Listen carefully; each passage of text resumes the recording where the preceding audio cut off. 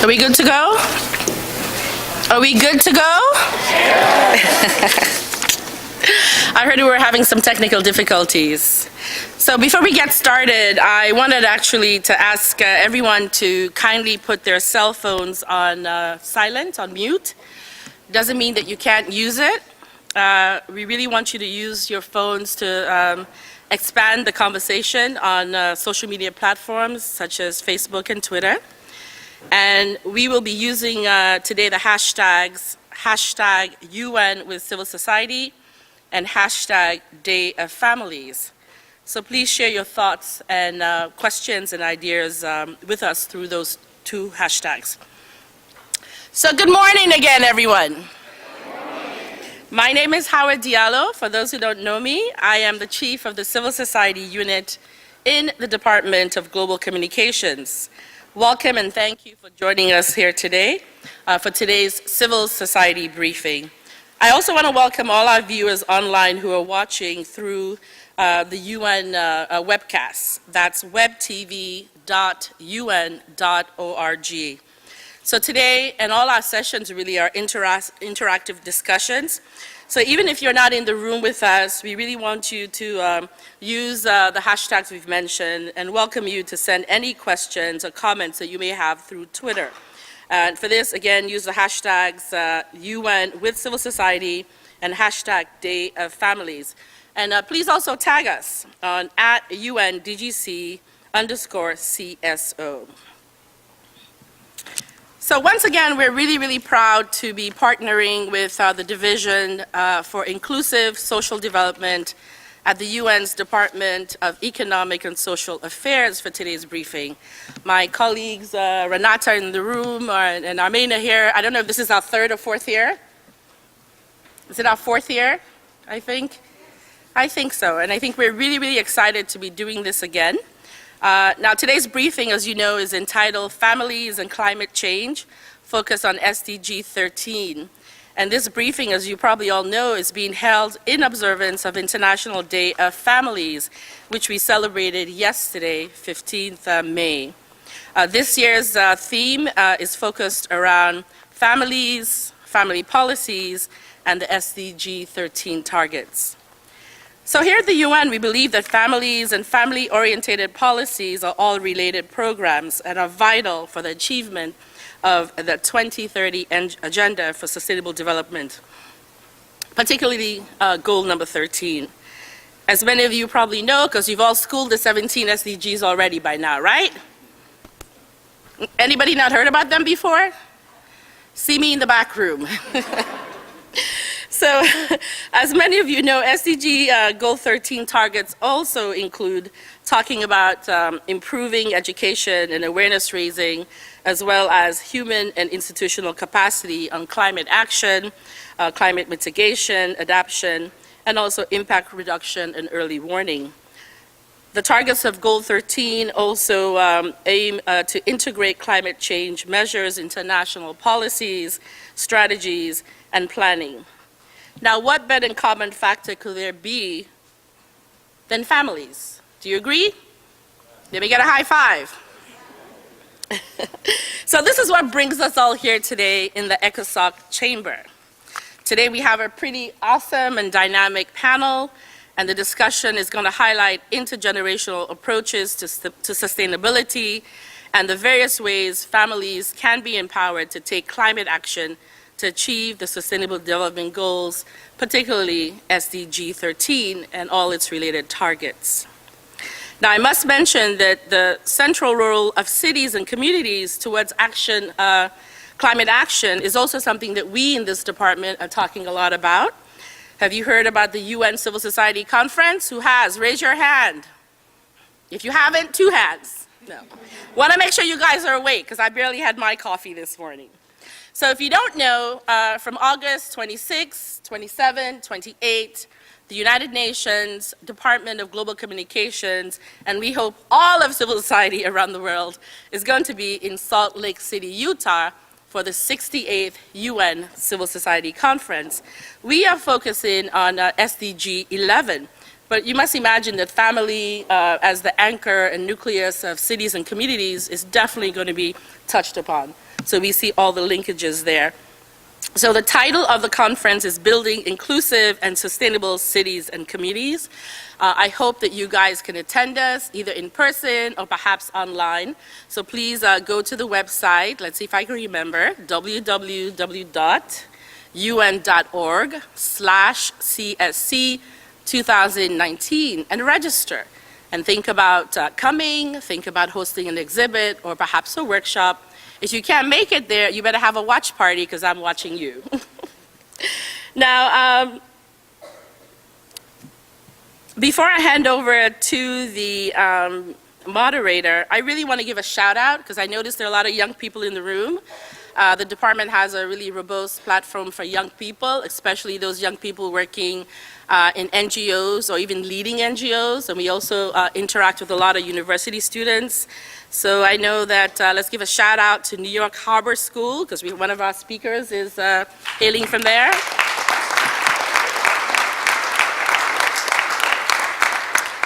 I also want to mention Farley Dickinson University, a longtime NGO associated with the department. Let's hear it for them.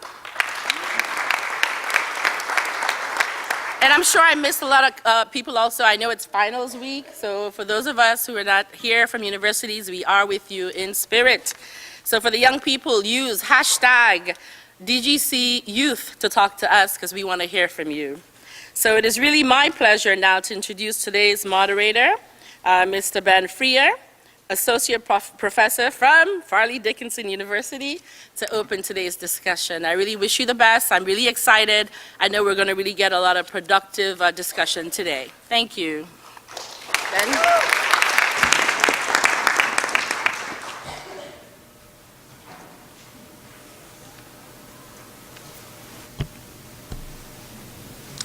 Let's see. There we go. Red is good. Green is bad. All right. So welcome, everyone. It's my honor and privilege to have been asked to serve as the moderator today for this event. International Day of the Family, or International Day of Families, is a wonderful time for us to come together and talk about how families are a meaningful way to make differences in the world at our local, specific level. I want to welcome all member state representatives, NGOs, academics, students especially, because these are the people who will be making the decisions that are meaningful for us for the rest of our lives.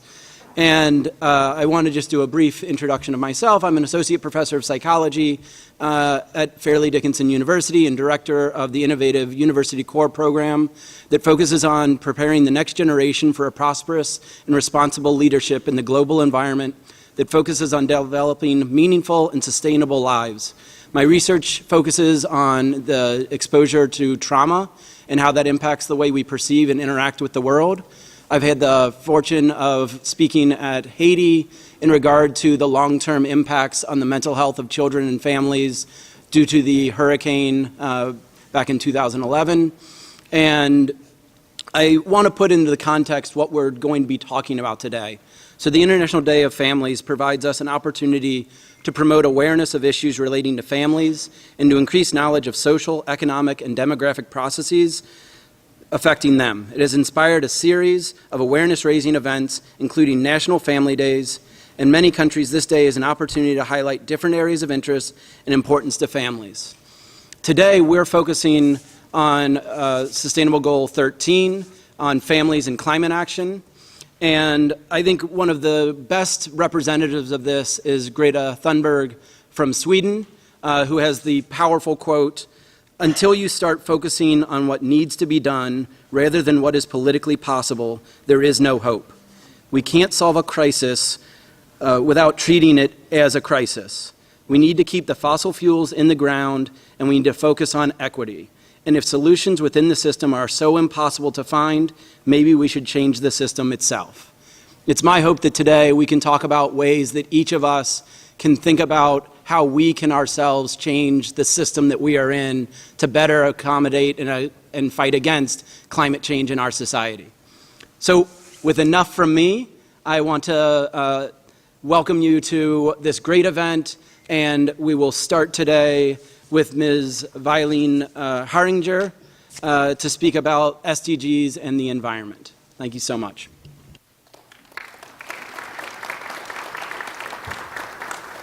Oh, you're good, you're good. Yep, you're good now. I'm good? Well, thank you so much, and good morning, everyone.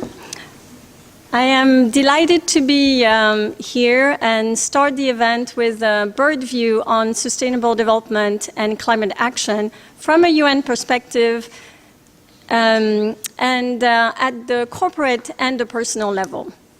I don't know if we can see the presentation. I am not seeing it on my screen yet. Is it possible? I don't see it here.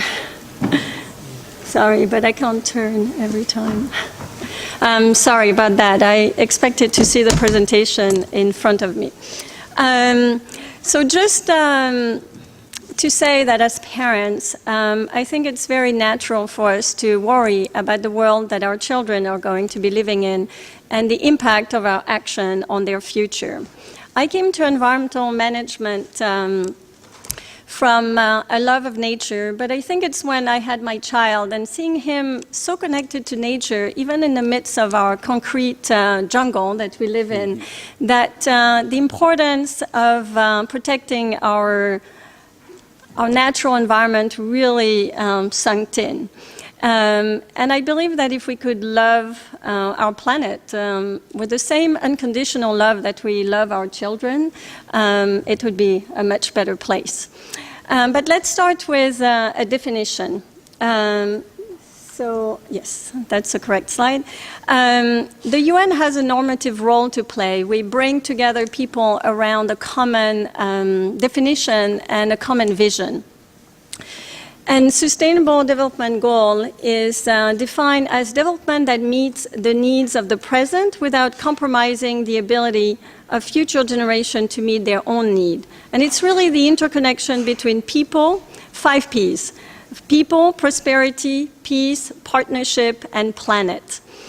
We want prosperity and we should prosper, but we shouldn't do it at the detriment of future generation and depleting our resources. And please. Sustainability is really a global challenge. If we look at some of the world problem, we'll see that the environment is really a common thread. And it might not be obvious initially, but let me give you an example. We can look at gender parity as one example. It might not be obvious how the environment is impacting that particular challenge. But we find that women are disproportionately affected by a degradation of the environment and climate change. They represent 60% of the hungry, and if you think about their role in society, when there is a crisis like a drought, they are the one who will have to walk further and further to find that scarce resources for their family. And it's the same with poverty. The population that contribute the least to climate change and to greenhouse gas are the ones that are usually suffering the brunt of climate externalities. So next slide please. Faced with such a challenge and the complexity and the magnitude of those challenges, it's very easy to feel powerless. And the Sustainable Development Goal has provided a framework by which that complexity has been broken down in pieces that are somewhat manageable and with measurable targets that really focus the action. And the framework has been adopted not only by institutions and governments, but also by the private sector and cities. And everybody is really working toward the same objective, which is very powerful in itself.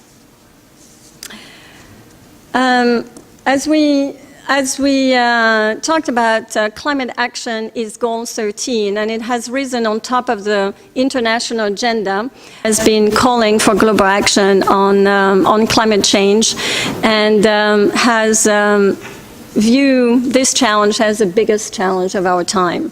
It will be good to hear from him after.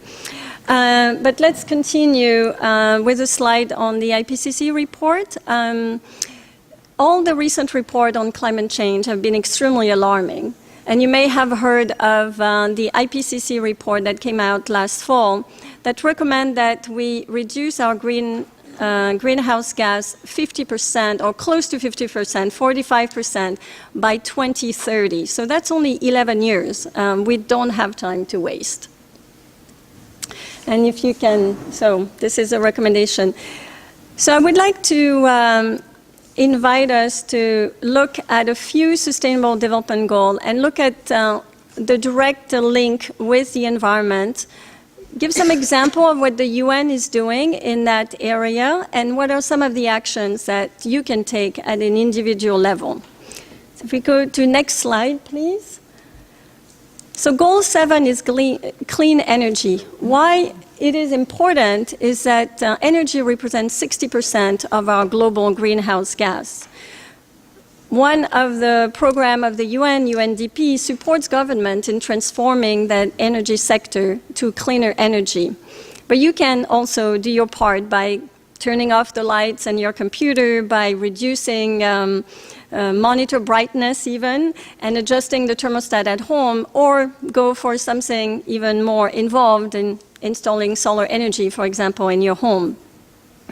And I believe you all know some of those actions, but maybe looking at it as part of the contribution to the sustainable development goal will make them more compelling. Sustainable or responsible consumption, goal 12, is extremely important. If we continue to consume in the way we are doing now, we would need about 3 planets in order to sustain our current lifestyle. So what can we do? I mean, we can be responsible consumers, and UN Environment has initiatives that provide information on the sustainability of product and services, and you can use some of those resources as well as other eco-labels that are available to guide you in your purchasing for your family and for your community and beyond. So buying from sustainable companies is something you can do, reducing the purchase of disposable items, things that are going to be used once and discarded. Look for opportunity to reuse and repurpose as much as possible. Looking at the next goal, climate action. So climate action is also very related to a commodity that you need in your family, which is food. Estimates show that with an increase in temperature, we are also decreasing the yield of very common crops like wheat, corn, our staple that we are relying on. So again, we have programs that work with farmers to adapt to climate change and increase yield. And what you can do is try to decrease your carbon footprint. You can green your commute, eat more meat-free meals. We are not asking everybody to be vegetarian, but anything can help. And you can also offset your remaining carbon emission. The UN FCCC has created a very easy platform similar to Amazon. You can go, click, find a project you like, and you can contribute to a project that will actually reduce greenhouse gas emission somewhere in the world, and usually in a country where the most need is. Looking at life underwater, so I'm sure you're very aware that marine pollution is an enormous problem and has been rising on top of the international agenda. And this is one where we can really contribute as individual and as family. Drinking from reusable bottles, so I brought mine. Reducing the amount of plastic that we buy, and also being sure that we are disposing of and recycling properly. And I hope that this can work. UN Environment has launched some awareness campaign, and there is a small video that is really, I think, very compelling, calling Break Up with Plastic. Are we able to show the video? Have you tried to do Control-click and see if that would work? That would be a shame. Oh, yeah. Yes. This looks promising. Nope, it does not.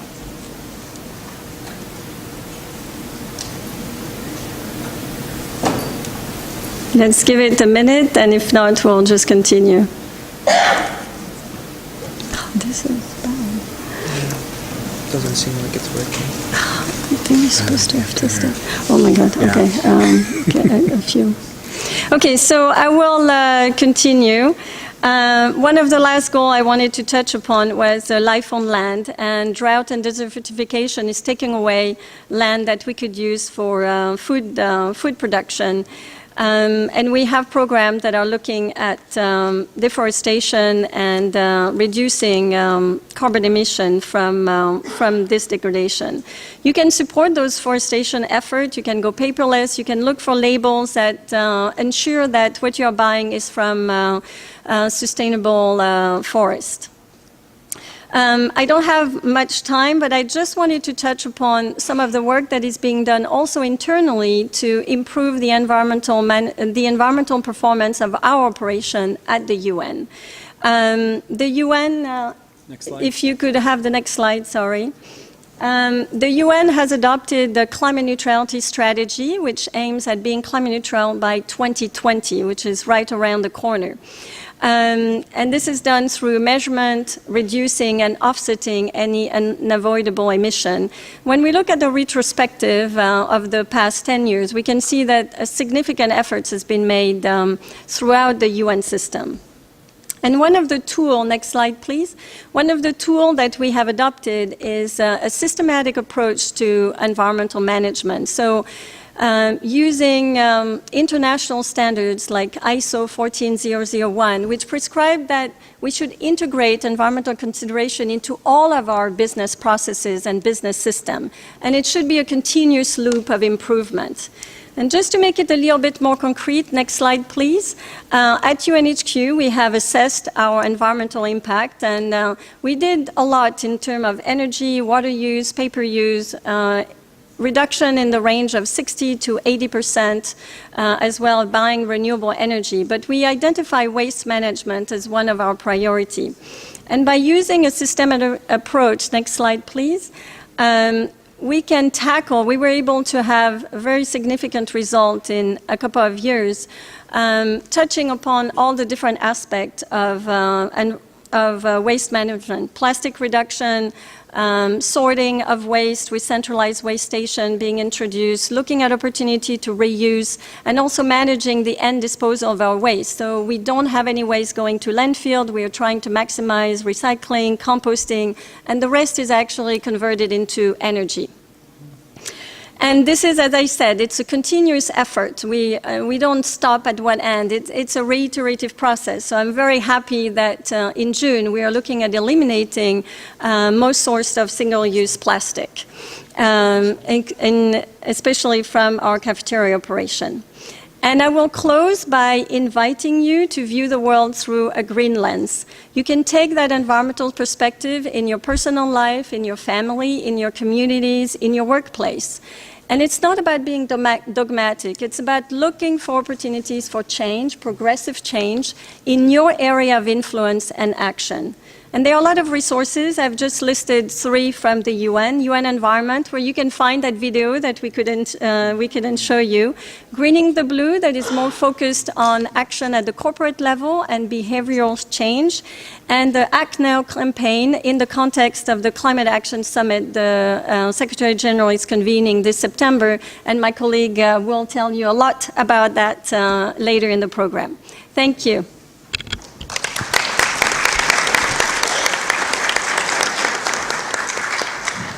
Excellent. Thank you so much, Eileen. I want to point out I failed to do a proper introduction. Ms. Herringer is the Environmental Sustainability Manager at the Department of Management Strategy, Policy, and Compliance of the UN Secretariat here in New York. She coordinates the development of a UN Secretariat-wide policy framework for environmental sustainability management and previously managed UN headquarters greening activities in the Office of Central Support Services. So brings in amazing expertise and history of how to impact at the Secretariat level on the environment and climate change. So thank you for those great comments. Our next speaker is Dr. Matthew Kaplan, who will be speaking about intergenerational programs in aging. He's a faculty member at Penn State University and conducts research and develops curricular resources that provide leadership in the development and evaluation of intergenerational programs. We look forward to hearing from you, Dr. Kaplan.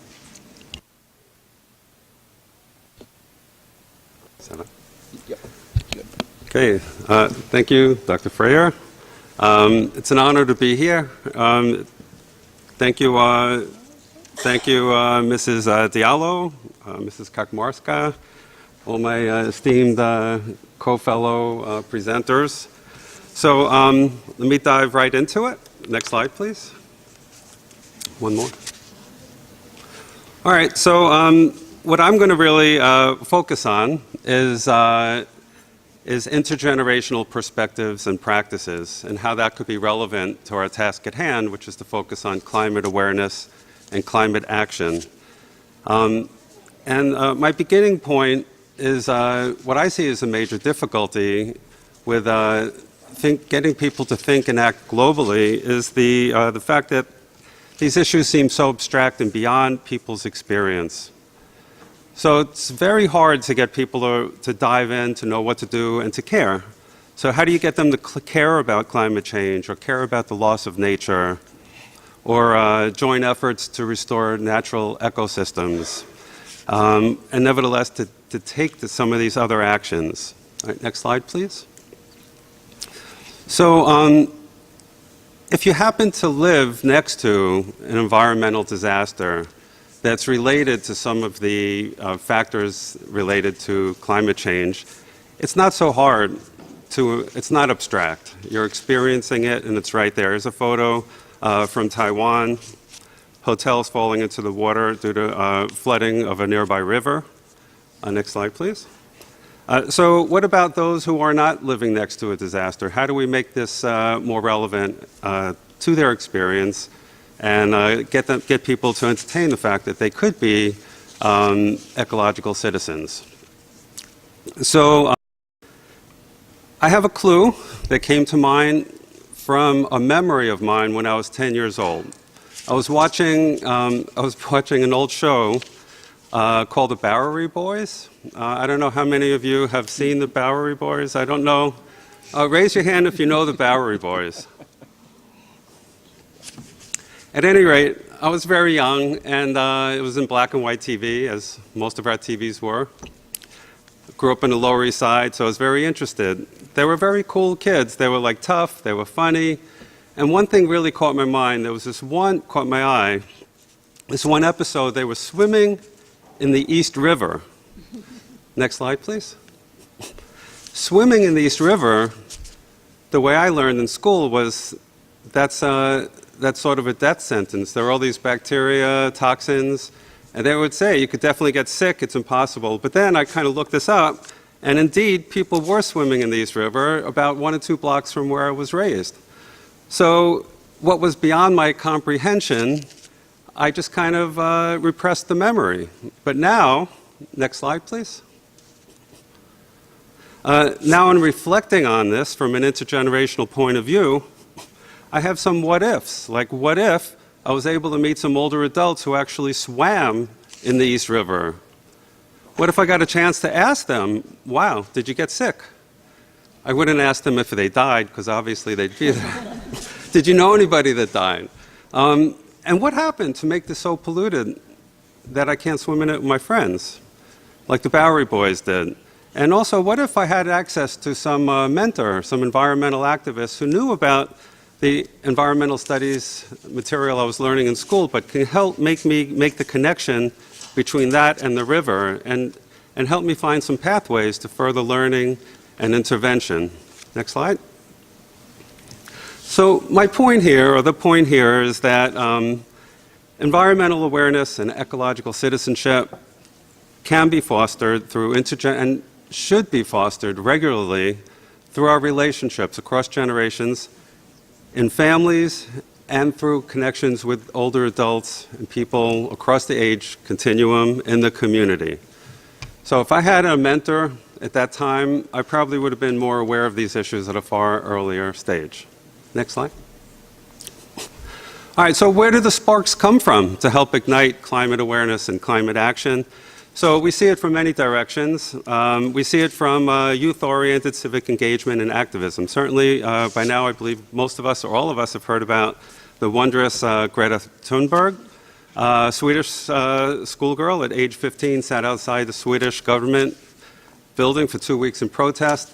At any rate, really sparked a movement. So internationally, around the world, you have youth not only connected with her inspiration, but many other inspiring initiatives and sparks to actually protest the state of affairs. And then we have some older adult volunteerism initiatives. People who call themselves things like environmental stewards and eco-elders, and late-blooming climate activists. And then sometimes you have family strength-type organizations. Like Dr. Freyer's, who basically are realizing that the environment really is something that brings families together in terms of how they can experience nature and improve it. Okay, next slide. So when we talk about intergenerational approaches to environmental education, all these are intergenerational to some degree, but some focus more on one generation at a time. So if it's youth-inspired or older adult-inspired, and then eventually they're interacting with other generations, that's important work. But the way I'm looking at it, I like when it kind of moves towards the center, where we're looking at a way of framing the intergenerational dimension as co-learning and co-action, where we understand the roles, the importance of agency for all generations in initiatives that are beginning. So that's the perspective I'm taking here. Next slide. And when you look at intergenerational initiatives focused at ecosystem restoration and other environmental-ed type programs, some of the benefits are of intergenerational groups. You have the living experience of individuals in the group who can help you see how environments have changed over time. Also, they have different cohorts have different experiences in terms of knowledge, in terms of insights. These issues transcend age, and therefore we really want to understand how they transcend our timeline of experience in our environments. Okay, so it's really about empowering all generations, not just one or two or one at a time. And in terms of action and influencing politics and policies, I think you want to have as many allies as you could for promoting agenda change. Next slide. Okay, so in terms of these kinds of approaches, I think there are three categories we're talking about, just to simplify things. There are some great intergenerational, family-oriented, environmental education initiatives around the world. I started collecting them. I was going to list them, but there are thousands, apparently, which is so exciting. We're sitting at the footstep of an international movement. So we have all these initiatives promoting awareness, conducting research, and taking action together. So I'll move through the next few slides quickly. Back to the last one, sorry, not that quickly. That's good. Okay. So in terms of research, here are just some categories of research-type projects. I've seen some projects which are pretty much like this, same goals, but they're done monogenerationally. You could have one large water body, a senior volunteer, environmental assessment club taking water quality management, and then you have a youth group, students, after-school program, 4-H or whatever, also on the other side of the water body taking water quality management. It baffles me why not do this in an age-integrated fashion. You'll get more data and you'll have more stimuli for learning about different ways to measure things, different ways to act upon your findings. It becomes a lot more rich. All right, next slide. Taking action, this is from the Habitat Intergenerational Program, which is an environmental center and wildlife sanctuary in Massachusetts. So families happen to come, they love this place, and they're making it their business to improve and plant trees and so on, native species. So my view on how do we stimulate action is that we don't ask people to take action. Well, obviously, I don't want to say what we don't do. I'm just saying it's very difficult to start with asking people to take global action. So my point is it's really helpful to step it up, to create stepping stones of action. First, we begin with helping people understand how the environment affects themselves, their health, their bodies. Next slide. So at Penn State University, with Extension, we've done many family-based, intergenerational nutrition education type programs, and we've even done we have a program called Fridge to help families talk about food and work as teams to eat more healthfully. We did one of these 16-hour programs over a weekend on a farm, which added the health to family to environment connection. So one student who went through that, her quote was, "We saw food growing." So to understand self in the context of environment is the beginning. Next slide. And then we have groups like family nature clubs, people like Chiara D'Amore who developed this model. Phenomenal. So families are connected. They connect with themselves. They bond through experience in nearby nature. Sometimes they're just enjoying. Sometimes they're taking projects. In this image, they're creating a native tree grove in a forest fragmented with native invasive plants. So it's strengthening family relationships. Next slide. So families, there's a lot of research showing that there is a relationship between family time in nature and a sense of connection that not only youth have, but all generations have to nature as well as to possibilities for environmental action. And certainly we have a lot of evidence as well that spending time in nature, especially with an adult who models that comfort with and enjoyment of nature, helps the young people develop a positive and protective relationship with the environment. All right, next slide. This is just a couple of community activities. This is also in Taiwan, my colleague Nikki Liu in Taipei University. There's a senior group called the 100-Year-Old Trees Group. They care for these old trees, but they also know the mythology and stories of them. They pass on the culture, local culture, family culture, to young people by telling them about these trees, the physical part of the trees, how do we take care of them, and the stories associated with them. So young people are, wow, this is important. Next slide. And then universities are doing cool things. Here's universities are part of communities too, right? Grandparents University at University of Wisconsin, they don't just want older adult alumni coming for 4-day experience of learning what the university is up to. They want to bring their grandkids. Very successful. They learn about the environment together, learn about the university. Next. Penn State, we have our Ag Progress Days. We tried creating like an intergenerational environmental learning hub, a little unit, where people would sit down as they passed by and we'd have questions for them to ask each other about the environment as it was, as it is, and how you want it to be in the future. Next slide. University of British Columbia, they have an intergenerational farm. So they have mentors, they have farmers. Okay, thank you, doing fine. And the students learn about sustainable growing practices, nutritious food preparation, and many other things. And the elders are sharing their expertise, farming histories and experiences. It's really win-win. Next slide. So basically, what I'm advocating here is that we want to think about age-integrated planning for implementing climate awareness and action initiatives. So people learn together, and they could solve problems together. And that's a loop. You learn, you take action, and what you learn from action, you go back to learning. We can't do it alone. Next slide. Okay, it's my contact information. Can we go back to the last one? We can't do it alone, and in my closing statement, I'm just going to mention the title of an article that a couple of my colleagues wrote. It's called The Environment, the Quintessential Intergenerational Challenge. And this was written over 20 years ago. Notice how they wrote intergenerational challenge, not a monogenerational or multi-generational. Multi-generational would mean like you could do your water monitoring, we'll do our monitoring over there. But intergenerational is that we're doing this together. We're learning together and taking action together. So thank you for the opportunity to share some of our work and colleagues' work.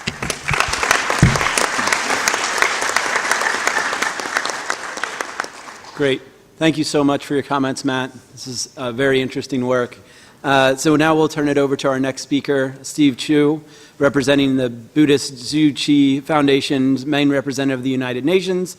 His work focuses on disaster relief, climate action, and education for global citizenship, sustainable development, and gender equality, working to build relationships and share best practices. So we look forward to those.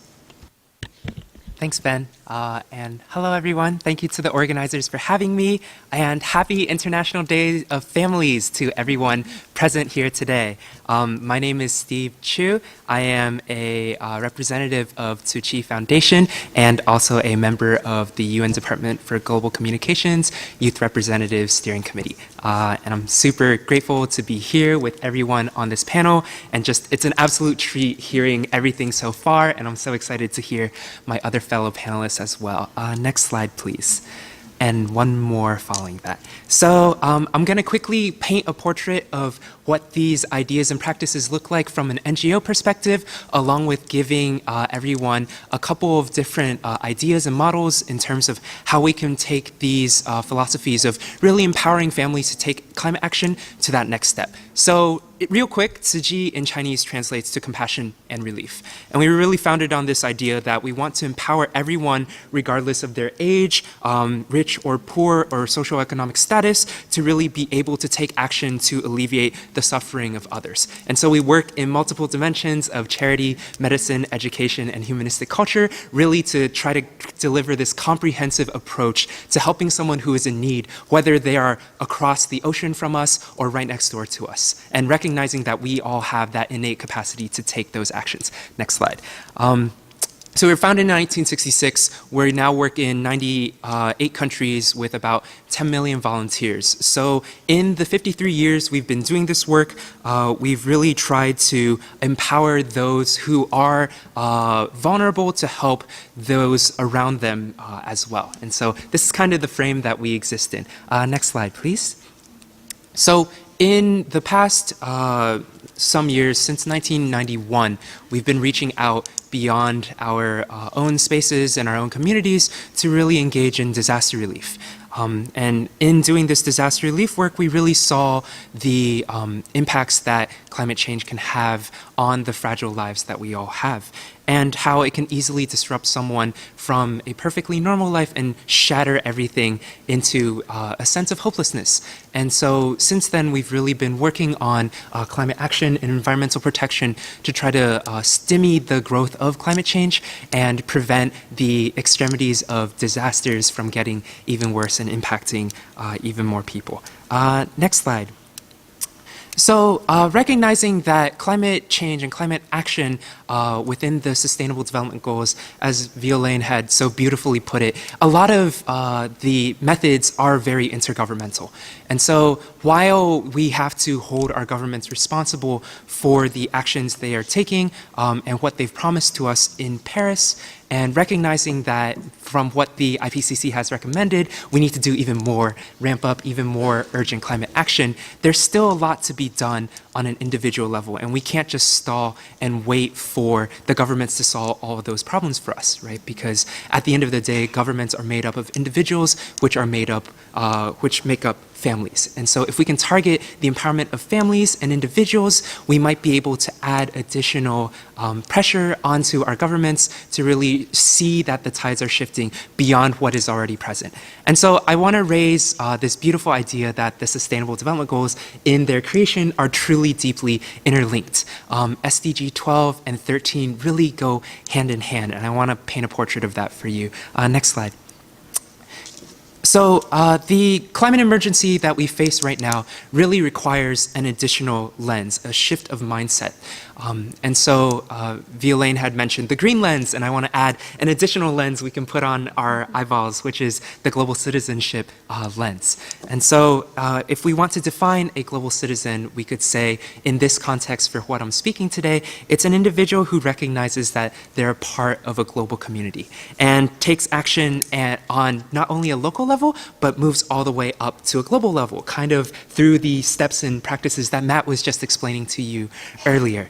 And while recognizing we're part of this global community, it isn't to say that we're homogenized. We all have our own diverse cultures, our heritages, our nationalities, and those are all precious and we should cherish them, but also recognize that we are all part of this same planet. We all share the same fate, and that shared prosperity is something we should collectively work towards. And so while we work for people, planet, prosperity, peace, and partnership, we should ensure that we aren't doing so at the expense of the most vulnerable.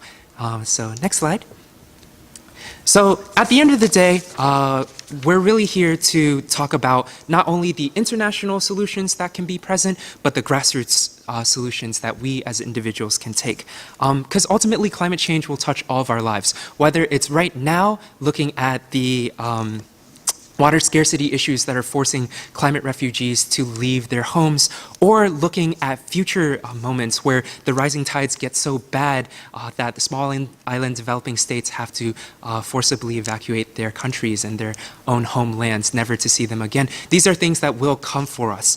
And so knowing that climate change will touch all of our lives, what can we do to not only look outwards to hold our leaders accountable, but look inwards to see how we are part of this problem, but also part of the solution. Next slide.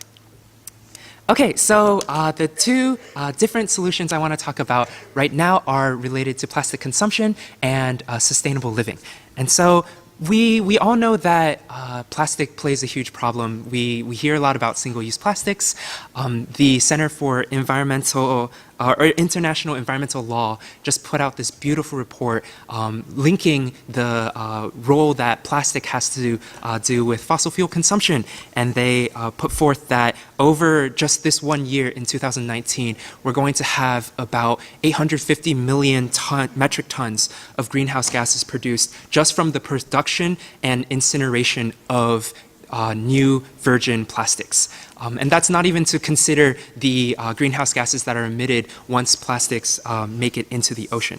And so as part of what SDG is looking to do, we want to make it experiential, kind of like what Matt was saying. And so we put forth recycling centers, and we build these centers to be a place that people from all generations can come together and as family units and learn about the impacts plastics have on the environment, and then also what they can do to not only recycle, but thinking about refusing plastics and then also rethinking our relationships with plastics. Next slide, please.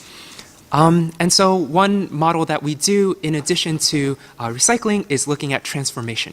And so we turn these plastics that we recycle and clean in our recycling centers into textiles that we use for humanitarian assistance. And there's definitely not enough time to talk about all these things, but looking for innovative solutions, that's something that not only comes from the youth level, but from the older person's level as well, knowing that we can draw on these experiences. And so how can we, through our family dynamics, through our community dynamics, facilitate more of those conversations?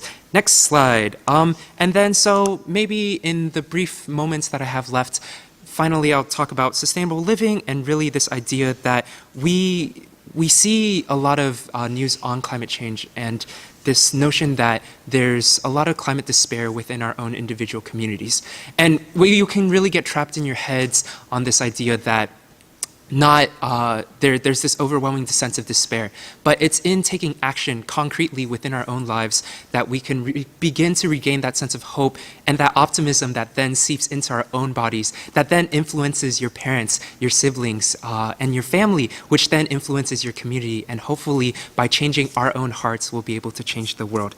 Next slide. Or actually go a couple more forward to the last slide. I want to include this last slide on resources. I don't have enough time to really go through the entire presentation, it seems, and I'm more than happy to talk more after the panel or during Q&A. Next slide. Next slide. Next slide. Next slide. Next slide. Next slide. Next slide. One more. Yes, beautiful. Okay, so if you want to, one more back. If you want to get more involved in anything related to climate action, particularly with families who have parents who don't necessarily have access to that information and want a great place to start, these are some fantastic places to begin, whether that's some of the material that our organization has put out or some of these great links that go towards resources and informations.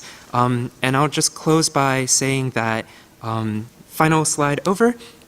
We have a quote that I really live and breathe by, and it's this notion that everything, whether it's from protecting the earth to doing good for humankind, really begins with ourselves and in turn begins with our families. So looking at how we can foster more understanding and dialogue within the family unit will really bring forth greater understanding for what we can do collectively. Thank you so much.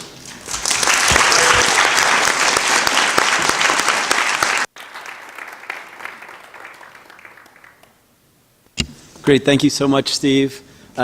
Never one of the fun parts of being the moderator is speeding up our speakers, so I apologize for that. But what a great way to finish your comments with that beautiful quote. It's my honor to now introduce our next speaker, Tolu Olobami, an entrepreneur and global advocate for migrants and refugees and displaced people. Born in Nigeria and raised here in the United States, she spent her career inspiring young people to action and giving voice and value to the voiceless. So we look forward to your comments. Thank you. Good morning. Well, almost afternoon, but 8 minutes to go. How's everyone doing? All right, you're going to have to come here with me. I need some energy. So please, I need some excitement. How is everyone doing? Good. Thank you. So much better. I love it. Well, I am so excited to be here to speak with you. That's why I need you to match my energy, because at the United Nations, we are launching this incredible new campaign that I am so thrilled to tell you about. So 2019 for us here at the UN is a very vitally important year when it comes to climate.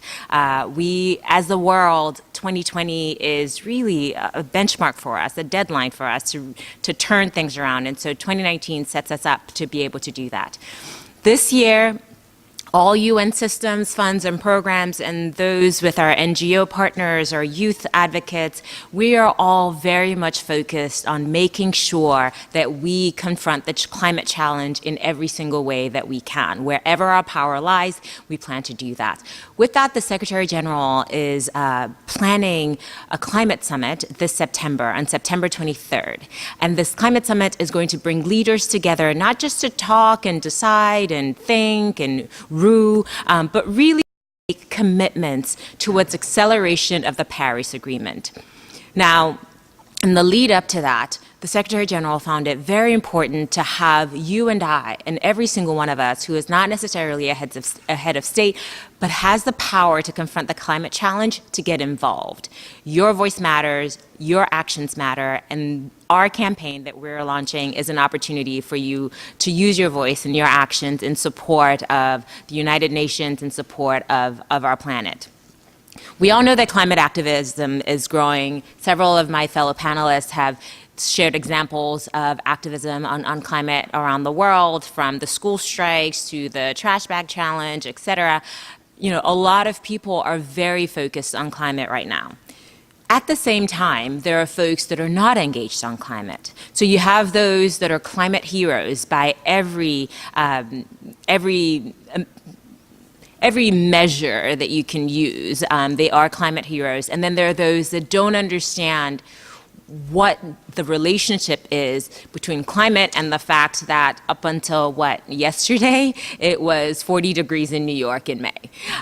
You know, so it's like there's climate, there's weather, there's all these things that are interconnected. How does that all work? And how am I involved in that? How can I support that?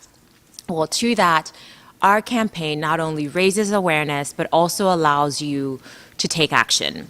Act Now is the United Nations global call to individual action on climate change. It is a critical part of the UN's coordinated effort to raise awareness, ambition, and action for climate change, and to accelerate implementation of the Paris Agreement. as I mentioned, we've seen everywhere, we see people taking every opportunity to step up for climate, whether with their voice, their vote, and in many cases, their actions. With Act Now, a primarily online and social media campaign, we plan to educate and encourage individuals mainly by adjusting consumption patterns to confront the climate challenge. So what do I mean by that? Well, the decisions we make every single day affect our planet. Every choice we make affects our planet. From the food we eat to the clothes we wear, all of those things have an impact on climate. So we are asking you, knowing that all of those things have an impact on climate, to make the best possible choice of actions that have as little impact, negative impact on the planet as possible. We are going to be using AI technology to spur behavior change when it comes to climate action. So we've developed, and this is for us at the UN very, very cool. We're so excited because we're not always at the cutting edge of innovation and technology, but in this we are thrilled. So we have developed an AI bot that will encourage you to make those changes in your habits and your consumption patterns. Within this AI bot that is currently being piloted on Facebook Messenger, you will have 10 actions that each and every one of us can take every single day to confront the climate challenge. So it would recommend things like a 5-minute shower, recommend the 5-minute shower, or buying local and seasonal produce, recycling your water bottle, etc. And with that, you not only get these recommendations and get insights of what these actions will have on the climate. It will give you information on that. It will ask you for information. You'll share information. It'll recommend actions to take. But more than that, it gives you the opportunity to log those actions that you are taking. And why that is so important is because the more people act, the greater the impact. And with this AI bot that we've developed, you will be able to log your climate actions along with those of people around the world and be able to show, come September at the Climate Summit, the world how many of our global citizens are already eager and engaged on climate. Now, I know that we were unable to show the video demonstrating the bot, but you can currently see the piloted version on Facebook Messenger. If you just go to actnow.bot, you can see the piloted version on Facebook Messenger, and that will immediately start allowing you to log your actions. We are planning a lot of exciting gamification and ways for you to really connect with the UN on the campaign, but you can take a look at that now. Right now, there are about 120 actions that have already been logged, so please make sure yours is one of them. In addition to the Act Now bot, we also have 2 mini campaigns that focus on 2 industries that touch all of our lives every single day: food and fashion. The fashion industry is a $25 trillion industry and considered a top user of the natural resources and polluter in the communities where it operates. When it comes to food, what we put on our plate affects the planet. Since we all eat and since we all wear clothes, hopefully, this is an opportunity for you to confront the climate challenge by what you choose to put on your plate, by what you choose to wear, and how you choose to do it. I am fast running out of time. I'm happy to talk to all of you after this panel. There's so much more that I'd love to share about this exciting campaign, but it is pulling together corporations, the entire UN system, institutions, young people, old people, me, old people, everyone, because there's something that we can all do, and this is an opportunity for you to join hand in hand with the work of the Secretary General directly. Thank you. Perfect, thank you. Thank you. Perfect, thank you so much, Tolu. So our final speaker, I'm very excited to introduce, is a high school junior here in New York City. She studies marine policy and environmental advocacy at New York Harbor School on Governor's Island, a very new school that is trying to actively act against climate change and introduce and teach the young people how we can engage with the climate in a more effective way. And as we'll see, the youth is really the ones that will be teaching us how is the best way to interact with our environment. So Paula, thank you so much. It is an honor to be speaking here today on behalf of not only New York Harbor School, but on behalf of my fellow youth and future generations.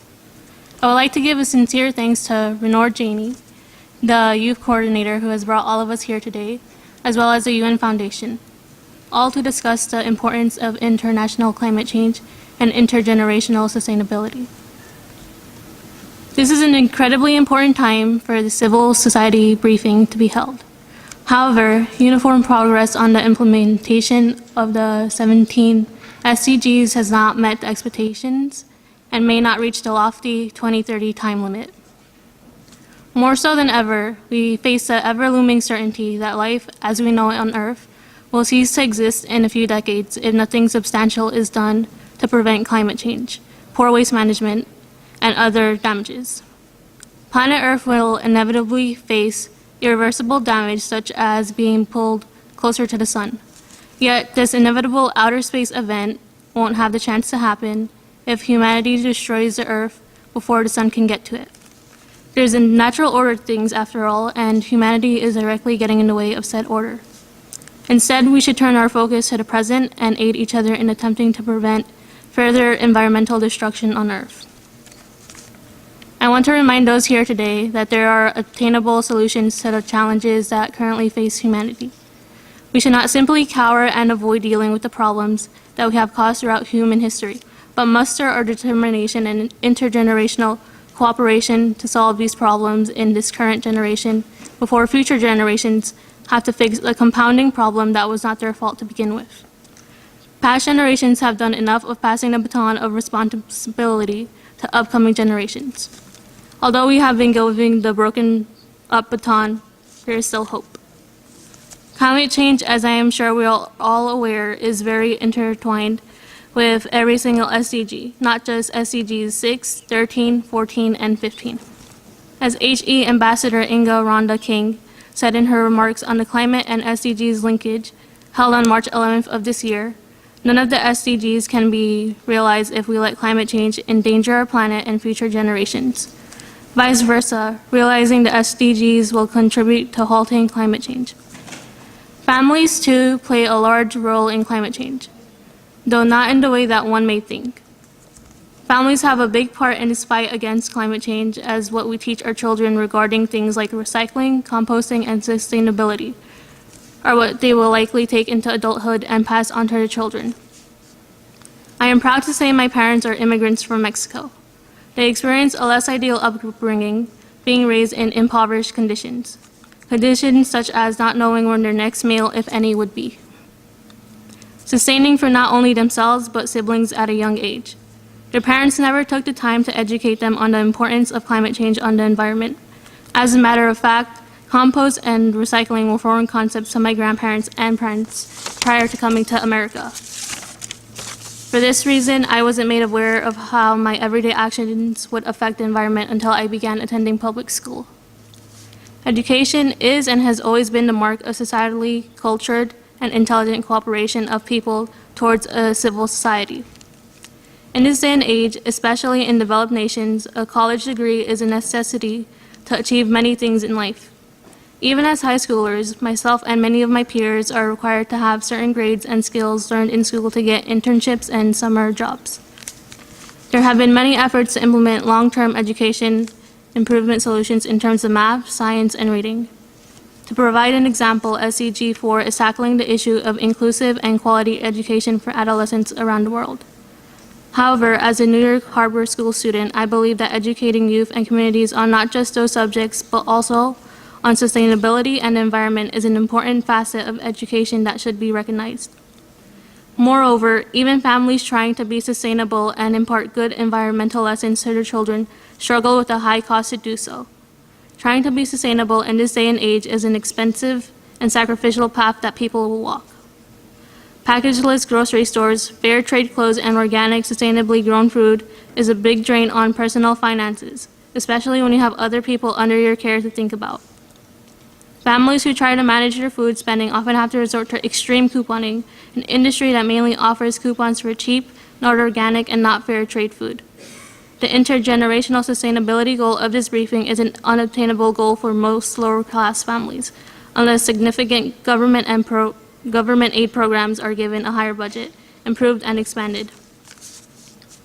I truly believe that achieving the amazing goal of sustainable family farming practices in third world countries is not only doable, but crucial. Living in New York City, we purchase our food and produce from big supermarkets or overly expensive farmers markets. This creates a wide gap between us and our food. We don't get to see how the food is grown or what kind of feed they're feeding the farm animals. Are these eggs really cage-free? Are my potatoes being sprayed with mass amounts of dangerous chemicals to ward off bugs? These are questions that people have to ask themselves when they are, as a consumer, removed from the raising and growing of their food. I'm positive we would all love to believe the commercial ads that attempt to make us believe potatoes have a magical way of solving our problems, but the ugly reality is hidden away from the general uninformed consumer. By neglecting to question how our food is produced, we begin to blindly accept the current utilized methods to obtain our food. Yet, in third world countries, they have not necessarily industrialized yet. The relative lack of infrastructure and high demand of goods in these places means that they can live in simpler and less economic-driven lives. This can extend to food production, and oftentimes some people living in less developed countries can't just hop on the I-95 and hit up a local Walmart for their produce. From an indigenous perspective, this is a great thing, as it means that people can grow and be responsible for their own food. They realize where it's being grown, who's growing it, and can share the fruits of labor with neighbors, thus creating a system of self-dependency and organic sustainability. Developed countries are assets in stepping in to broaden and improve the system. From observation, I have noticed that many New Yorkers are interested in sustainable farming practices. Governor's Island has experienced families flocking to the Grow NYC Teaching Garden. With the growing popularity of outdoor farmer markets and an increased public interest in sustainable and fair trade food practices, it's evident that many people, regardless of class status, are open and interested in these sorts of ideas, whether it be for the sake of their health, the environment, or the lives and rights of foreign workers.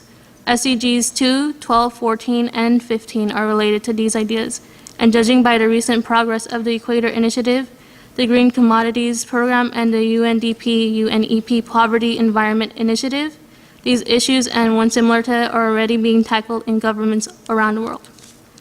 To sum this all up, families play a major role in the achievement of the 2030 Sustainable Development Goals and the combating of climate change and intergenerational sustainability. I'd like to acknowledge and give thanks to my mother, Antonia Rodriguez, for coming here to support me, New York Harbor School's principal, Jeff, for allowing me to represent not only my marine policy and environmental advocacy CTE, but my fellow youth in this environment. Furthermore, I would like to thank Rob Markuski for helping me throughout my years at Harbor School to gain a passion and appreciation for the conservation and protection of the environment. I would also love to personally shout out Athena Murray, a current junior enrolled in the same CTE as I, and who also happens to be my great friend. She played a huge role in helping me write these remarks, and I can't thank her enough for that. Thank you for your time, and have a wonderful rest of your day.